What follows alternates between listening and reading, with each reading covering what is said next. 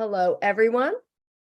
Welcome to today's episode about using the figure 8 and other metrics for quality control. My name is Kathe Petchel, and I am with the senior client relations team member at Hinge Advisors. And I love what I do. And one of my favorite things to do is to provide really high quality content. The content today is talking about managing by walking around. We'll spend about 25 or 30 minutes. Thanks for everyone for joining. If you do have questions as we go throughout the presentation, one of my teammates, Marissa Webster, is ready and willing to handle all the chat and all the questions you all might have. My email is on this slide, as is my cell number. If you've got questions later, feel free to email me or shoot me a text. Thank you. Let's get started. So the origins of a figure 8. So I've done this content before. Actually, I haven't done it in a couple years, and we thought it would be really timely right now as everyone's coming back after COVID and schools are starting to fill up again, and we're starting to have a lot more success with our hiring and getting staff trained. This is an essential element, whether you call it a figure 8, you call it checklist, quality control, whatever you call it. It's the idea that a manager on a team really takes the time to evaluate continually, making sure that their school and their expectations are at the highest level possible. So the origins of a figure 8 are from the restaurant industry. This is actually an example of a book you could buy. This is about managing restaurants. And what we know about restaurants is they have such liability, almost like us or like a hospital. So they don't want a case of food poisoning or a bad restaurant review. So really good restaurants are super consistent with making sure that all of their goals and in terms of quality are met. So the figure 8 is just the idea that you would start in one part of your building, typically the parking lot or the dumpster outside, and then you would walk through. In this case, we're talking about a restaurant. Walk through the restaurant in a particular order, checking off all the different areas. And I'll show you those areas for a restaurant in a minute. And I want you to be thinking about, well, how could I do that with my school? I don't have some of the elements a restaurant has. I have different ones. And so while I didn't do it for you, I'm giving you a template and ideas for how to do it yourself. Ideally, on a figure 8, it's done twice a day. And again, this is origins in a restaurant. You do it twice a day, and 2 different people do it, which I thought was a big aha to me. And it's so that, 2 different sets of eyes on the same checklist sometimes find different information. So those are the basics. So a restaurant figure 8 example, you're starting in the parking lot up at the top, or the parking lot or the dumpster area at the bottom. This is just an example of how one restaurant might do it.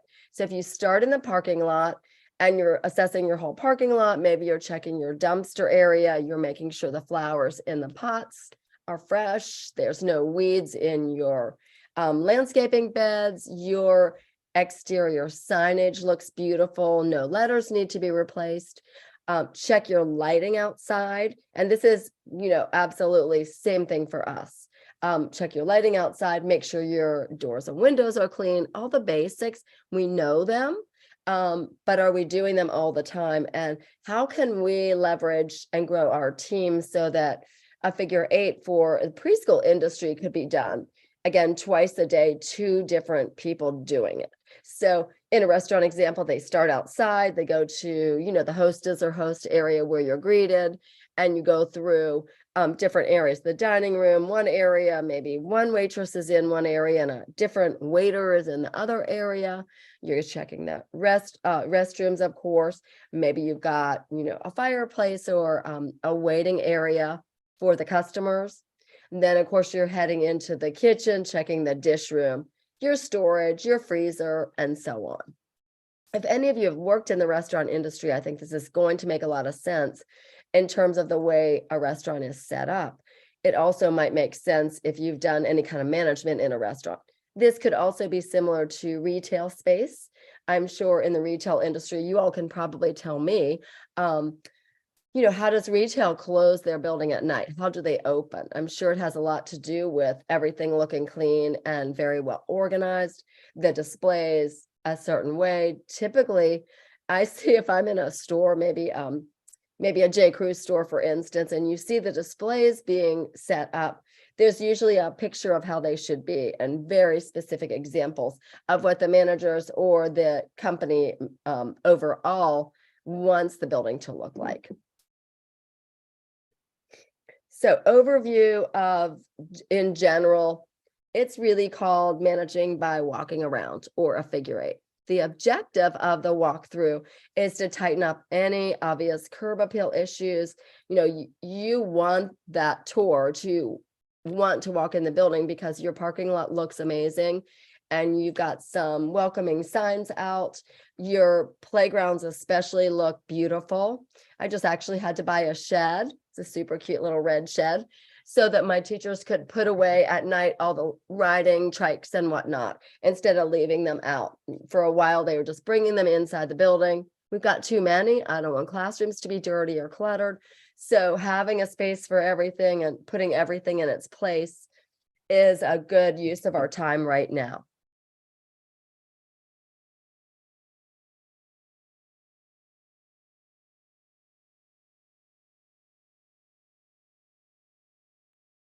And then, of course, ideally, you're looking at curb appeal issues and then any interior errors, things left out. One thing that drives me crazy and is super hazardous is any kind of cleaning materials left out, whether it's bleach water bottles, soap, any kind of chemicals, the Lysol, all the sprays we do, certainly during COVID when we were doing the quat sprays at the end of the day on all of our materials, making sure all of that obviously is put away. And then taking the opportunity to look at policies and procedures. So you can catch dress code issues, or you can catch hand washing issues or errors with diapering and so on. So I think so many times, at least for me, I get caught up in the admin part of running a school.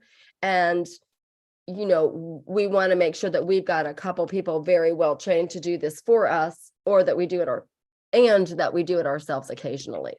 Ideally, the manager avoids any kind of customer or employee related issues. You want to have like kind of your head on straight of, I'm evaluating, not a lot of engagement. And if you're writing something on your sheet, which I'll share with you shortly, you want to make sure that there's not a conversation. You don't want to distract your teachers. You want to have your system where once you do an evaluation, certainly issues should be corrected immediately, but who does that go to? Engaging with the staff when they're with children, while it's tempting to explain and frustrating for the person seeing you evaluate them, probably not the best time to do it, because again, their attention should be on the children, and you want to not get engaged in talking with the staff at that moment. You want to kind of have your your detective eyes on. Sometimes in the restaurant situations, walkabouts or figure eights are done before you open and then after the building closes. That works too. It's really an individual choice. The building walkthrough and the figure eight only work when all the managers follow the specified routine exactly. So if you just kind of walk around and not do it in the figure eight that is determined, then you're missing areas, and you don't want to miss any areas. If you're doing it, we want to do it really well. We don't want to miss, in the preschool industry, our art closet or our janitor closet or our restrooms or our kitchen, certainly our lobby, which is our opportunity for a great first impression. Our front doors. I love my friend Thad Joyner from Better Beans Branding, coaches on not having anything on your door, or maybe, a welcome sign, because it's the most important real estate you've got. So wanting your door to be beautifully branded with your company name, a beautiful sign, but not a lot of kind of dog-eared signs and notes. Don't forget to sign up for the holiday event. No, that would be with your virtual day notes, or maybe the teacher's sending out individually, possibly on the classroom door, but definitely not on your outside door. You want to keep that for your high level branding opportunity and high level wow for parents. Same thing with the front door would be not having fingerprints on it. And, that, children are, they have sticky little hands. So making sure that you're wiping your door handles daily and, quite frankly, disinfecting them as well. The building walkthrough, again, only works when the managers follow the specific routine and fully dedicate to a proper walkthrough. Why do we love a figure eight? It's pretty easy to explain. You can have anyone on your team do it. It would be someone high level. It would be my recommendation, mostly because we want typically someone that's in a management position is going to take it really seriously and understand that we all get better if we have attention to details.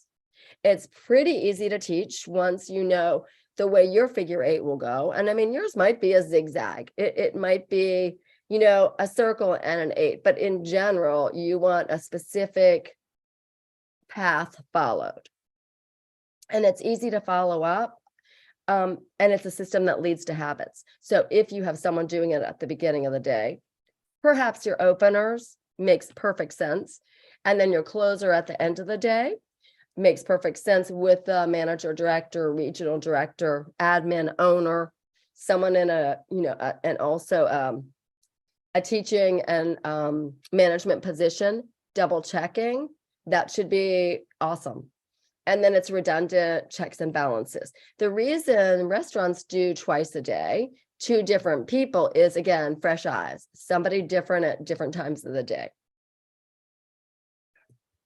Figure eight at a glance. So with restaurants, again, I kind of covered this, and this is just for your purposes for a slide. You're welcome to take screenshots or email me if you'd like the whole slide deck. But restaurants, parking lot, super important that there aren't, the Diet Pepsi can crushed or trash or Cheetos baggies, just anything that's unsightly left. And you want to really make sure you're coaching your staff on all the little things as well, so that when they're getting out of their car in the morning and they see a crumpled up Cheetos bag, they're grabbing it and putting it in the proper trash receptacle. So all of those would be ways to appreciate your staff and say, I noticed when Miss Samantha came in today, she saw some trash in the parking lot. Thank you so much for Samantha. That makes us look so good. And I appreciate that your attention to detail. Wow, A game, 7 in the morning. And then again, systematically twice a day, a different person in the morning, then the afternoon. I don't advocate different people throughout the week because I think the consistency piece is super important. Correction should be done immediately. And then I just recommend, I'm kind of still a pencil paper girl on this. I recommend that it's 3-hole punched, signed off on by the person that observed. Director or owner can double check. And then the person at the end of the day shouldn't check the work from the morning. They should do a separate evaluation. Then you can really compare. It's a skill to be a good observer. Preschool figure eight key points: mailbox.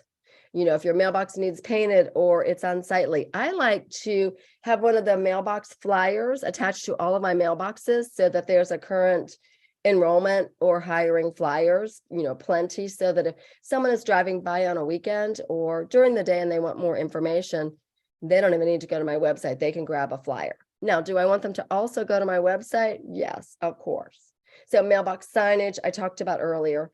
Parking lot is one of those, I think everybody kind of ignores parking lots, but having your potholes filled and a nice looking parking lot is one of those subtle things where, you can afford to fill your potholes. And certain areas of the country, Pennsylvania, the Northeast, the Michigans, the Colorados, that's hard, but at least maybe once a year. And then super big aha for me, making sure the parking lot lines are painted fresh, as often as necessary, probably once every year or two. And the same with your fire your fire lanes, having that painted, that whatever your county or state requires, that fresh red. It just looks like I'm working with the fire department. I want to make sure that when you park your car, you know where the parking lanes are, because your little precious cargo, those babies in the car seats, are getting out of the car. So again, that's that very subtle safety. Entrance, including your porch, your flower pots, garden beds. The weeding is really embarrassing when we let the weeds grow. Just pay your landscapers a little extra money, or have someone on your team that could be your master gardener handle it. I talked about door handles and glass on the doors. And I talked about being really cautious about putting anything. I used to have all my awards on my front door. It was so cluttered. It looked like kind of Beverly Hillbillies, a little bit. And Thad Joyner came to my school and said, take all of that off. And of course I argued and said, oh my gosh, I want them to know all the awards we've won. And he educated me about the importance of, that upscale brand that looks organized. Lobby and greeting area, coffee station should be plentiful. You don't want to have 5 Keurig coffees out. You want the basket or the bowl to be overflowing. Same thing with tour giveaways that you might give to the children for touring, or you might give to the families for touring. You don't want to be cheap on any of that. Promo items should be on display and offered. And then sign-in area, parent and staff information boards should be up to date.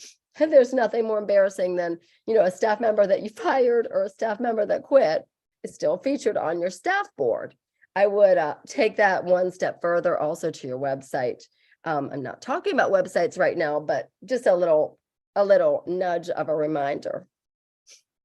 It's in the details. So a lot of times when I'm coaching my staff on room setup, we're lying down on the floor and looking up and around as if we're the baby, or getting on our hands and knees as if, again, we're the baby. And really, that really helps you understand from a child's point of view what the rooms look like. Same thing goes with just in general, looking up, looking down, looking all around. Public restrooms, really important. I think, especially in the restaurant industry, which is where this came from, restrooms matter, making sure that there's plenty of toilet paper, paper towels, soap. If we say we're keeping a super clean environment and we're teaching children to be potty trained, certainly those are key elements. The stool or the step stool so they can wash their hands and so on. And I know you all do this, but occasionally during the day, maybe the stool gets moved or the paper towels run out. So what's the system?